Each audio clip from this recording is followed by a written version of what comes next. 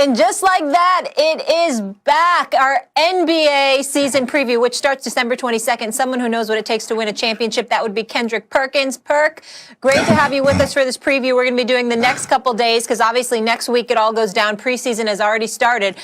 So what we're going to do is we're going to look at the top 10 players according to ESPN's NBA rankings, and we are going to start with number 10 on that list, NBA superstar. You know who it is. Jokic, the Joker, and his Nuggets, and his teammate Jamal Murray led Denver to the West Finals last season before falling to the champs in the bubble. Max, you're up first. Do you think the Lakers should be worried about the Nuggets?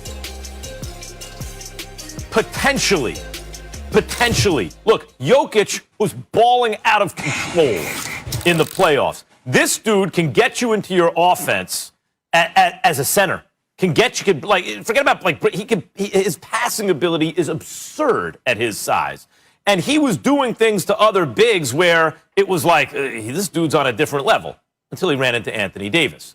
Now, the Lakers' big two is more than a match for the Nuggets' big two, right? LeBron and AD are better than Jamal Murray and Jokic. However, a couple things happened in the offseason. The Lakers lost Rondo. You say, in the regular season it doesn't matter, and that's true. But in the playoffs, he's an all-star. Rondo's an all-star. Take an all-star off and hope that Schroeder can be that all-star in the playoffs. But even if it's an upgrade in the regular season, you're not sure about that. You don't know if Schroeder can do a Rondo in the playoffs. The playoffs are, Rondo knows all the plays. That's why he's so good in the playoffs, like another coach in the, playoffs is coach's time, right? That's Rondo time. We'll see if Schroeder can replicate that when it matters most. But more importantly for the Nuggets guys are two things. One, Jamal Murray's still getting better. It's a scary proposition, but we saw him go from like a nice all-star player to an MVP caliber player in the playoffs. The dude is 22 years old. He's going to be 23 this year? I mean, there's a good chance that he continues to get better. So now think about Jamal Murray, but even better. Hard to imagine, right? But I think it's likely to happen. And then there's Porter Jr. It's one thing to have a big two. How many teams legitimately have a big three? If Porter Jr. continues to develop, and there's no reason to think based on his age he won't. He's not a defender, but he can score the ball.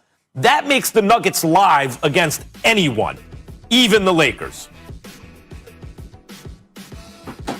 Your opinion is it depends? They were just in the Western Conference Got to see how Porter develops. Make a decision. Make a decision. What do you mean it depends? You watched them. You saw them in the playoffs. Well, you saw what Jamal Murray did. You saw what Jokic do. Will Barton's coming back. Is there a decision? Yeah, here's the decision, Stephen A. We're all taking the Lakers. The question is, who's a threat?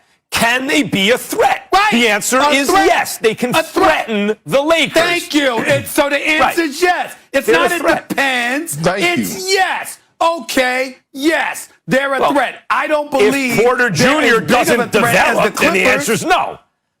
You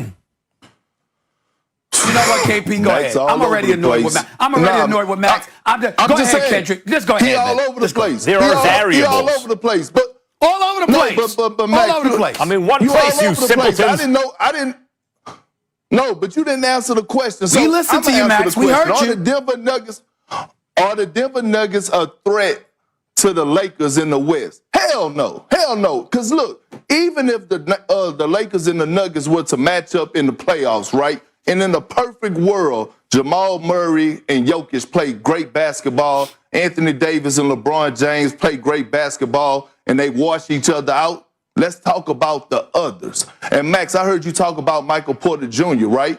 Yeah, he could score. He's a walking bucket, but he can't guard a parked car. And he's a liability on the defensive end. So the 20 points that he's giving you on the offensive end, he's giving up 30 to 35 on the defensive end because they're picking on him every single time down the basketball court. Now, when you look at the Lakers, add Dennis Schroeder, add Montrezl Harrell, yes, sometimes I wonder what the hell Kyle Kuzma is doing at times. Other times he could be great. KCP, who stepped his game up tremendously. Add Marc Gasol. And then now you have a 20-year-old stud who has been playing exceptional basketball and Talen Horton-Tucker, who's down there balling his tail off. The Denver Nuggets lost in the off season by not signing back Jeremy Grant. I thought that was a huge loss for them. He was the only guy, in my opinion, that could match up with LeBron James in some type of way of containing him. And when they lost him, a guy that's 6'10", long, athletic, able to keep LeBron in front of him and challenge him at the basket. Although LeBron did dominate that series, he still was the only guy that could really match up with LeBron to somewhat try to slow him down. So when I look at the Denver Nuggets, others, you look at Gary Harris, you look at Will Barton, both of those guys could play. But are they better than the Lakers role players? And the answer is hell no, Max. Hell no. Well, to answer the question directly, I agree with you, Kendrick Perkins. My answer is no for one simple reason, far more simpler than everything you just articulated. And that is Jokic is such a key. And the one person capable of neutralizing anything he throws at you is Anthony Davis.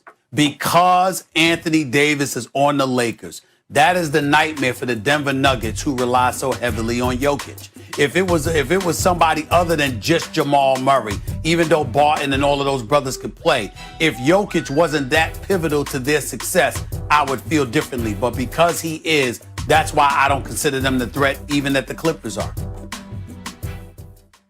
Look, Porter Jr., let me get back to Porter Jr. for a second. You're really like going past that pretty fast, Perk. His development, of course, it depends. He's 21 years old. He's coming off a back problem. That's the reason he went as low as he did, or he'd been higher up in the draft, right? So he misses the season, his rookie season because of a back injury. He comes back last year. He doesn't get a lot of touches, but when he touches the ball, you just said, he's a bucket, right? Now, you say he can't defend. A lot of guys come into the league, they can't defend. And after a while, they can. Especially, you bring up Taylor Horton Tucker, who is... If that dude, I mean, he looks like he's for real to me. I know it's early in the preseason. He's 20 years old. I think there's reason to believe that you're right. And if he's really a baller, forget it. Why are we even talking about this season? Lakers are going to kill everybody, right? But the same thing applies. The logic applies to Porter Jr., who is one of the hottest prospects in college and only didn't go even higher because of the back. If he gets more touches, if he develops on the defensive end, you're not just talking about a nice role player. You're talking about a guy with the potential to be part of an actual big three. Not like the Lakers tried to pretend Kuzma could be last year, but an actual big three. Like maybe what Phoenix has or something like that. That changes the equation, guys. If Jamal Murray continues to ascend to an MVP and you got two of those guys with him and Jokic and Porter's an all-star, they're live. Yeah, but Max, you have two guys. One is the sixth man of the year, and one finished as the runner-up. Montrezl Harrell and Dennis Schroeder. You can pick your poison.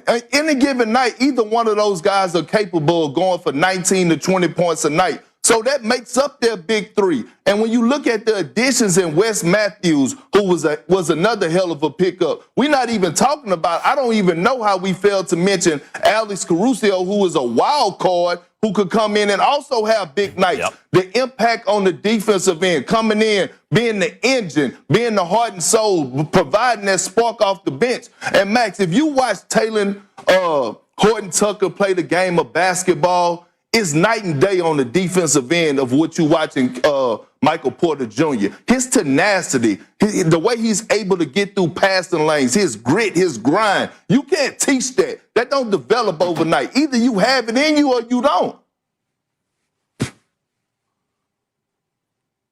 Well, I'm not going to say anything against Taylor Horton Tucker. That dude shaped like that and he can play like that. That's wiggle for a wide body. That dude can actually ball and maybe even on the NBA level. And if what you guys are saying is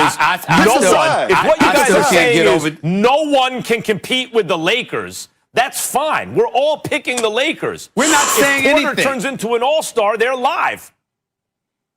No, what we're saying is that we wanted an answer other than it depends. That's what we're saying. We wanted an answer other than it depends. Stephen A. That's what we were looking for. I'm sorry that you want that, but it does. It does depend. It wasn't. It depends. They did ask us a question. Here's what I do know, guys. The Nuggets are resilient. They came back from 3-1 twice in the playoffs this past season.